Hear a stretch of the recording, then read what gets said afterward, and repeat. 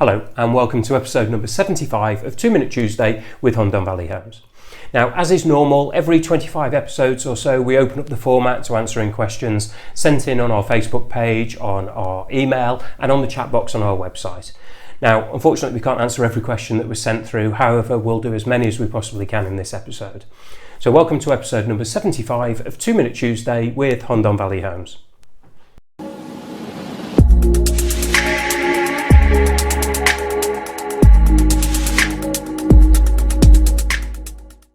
Okay, with 2 minutes on the clock, let's begin. So question one is from Barbara in Guadalmasa del Segura, and Barbara asks, I see Terra facto on many of the coffee beans that I purchase in the supermarket. Can you tell me what this means?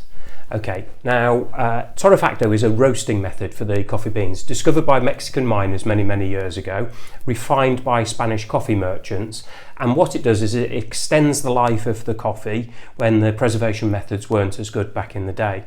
Now, this method became extremely popular during the Spanish Civil War when coffee was a rare and expensive commodity. It also allowed the coffee dealers to cut the coffee with things like chicory, which was readily available and cheap, and the Terra facto roasting method with the sugar covered up the taste of the chicory. Now, when you drink Terra facto coffee, you'll find that it's a darker and more bitter than normal. So if you don't like this style, then what you should do is just look for 100% natural. Now, as a bit of a side note, on an upcoming episode of 2 Minute Tuesday, we're going to be explaining all the different kinds of coffee available in Spain and the best ways to order them. Now, question number two is from Charles in Perpignan, and Charles has emailed and he said that I'm looking to buy a plot of land and build a property, but should I buy the land first and have the builder build on it, or the other way round? Well, this is a really good question, and it basically depends on who owns the land that you're buying. Our advice, and strongly backed up by our lawyers, is that you should be the landowner from the start of the project, and the builder should in effect be working for you. So you own the land and the builder works on your land. This way, if you have a problem in the future, it's your land. If the builder is working on his land, it's very difficult to change the way everything is going. Now, question number three is about vegan and vegetarian options in Spain, and this is a question put forward by my wife, as she often answers this to many clients who email us asking about this very question.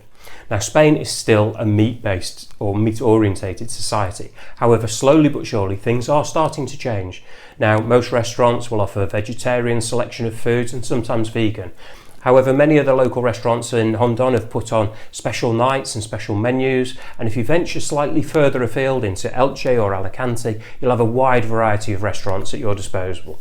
So it's not perfect, but it is getting there. Question number four is from Nadus, I think I've done that right, in Milton Keynes, and Nadus asks that she's currently too young to retire, but she's hoping to come to live in Spain this year when her property sells. Now, how much money should she have as a backup when she comes to Spain? Now, this is a difficult question to answer, and the amount that you need depends on the standard of living that you expect. Now, Spain is an awful lot cheaper than the UK, and consequently, you're not going to need as much money to survive. However, living in Spain isn't about surviving, it's about flourishing. And I would advise you to start learning Spanish as soon as possible, as this will make you more attractive to potential employers. If you can work online or self-employed, then start the process of securing employment sooner rather than later, and then you'll thrive whilst you're here. Okay, question five is from Janny in Gosport, and she asks, why are cars, especially second-hand ones, so expensive in Spain? Now, I think the answer to your question really is due to several factors. Many Spanish buy their cars on a long-term finance deal, sometimes 7 or even 10 years, and when these finance deals finish, the cars are worth very little. However, this means that there isn't a glut of 2 or 3 year old cars available, and the ones that are seem expensive as there isn't the supply. Also, there isn't the glut of 3 year old Repmobiles, Astras, Focuses, Mondeos, because there isn't the company car culture here. And finally, cars keep their value. So many people notice that there isn't actually a huge difference between a 12-month-old car and a brand new car. So many people will buy a brand new car. Well, that's the end for this week's episode. My details should be on the screen at the moment, so if you have any questions that you wish to ask, please feel free to drop me a line. Once again, thank you so much for your time and your kind messages each time we post a new video. We've got some great new videos in the pipeline, and we look forward to seeing you for the next episode of 2 Minute Tuesday with Hundon Valley Homes.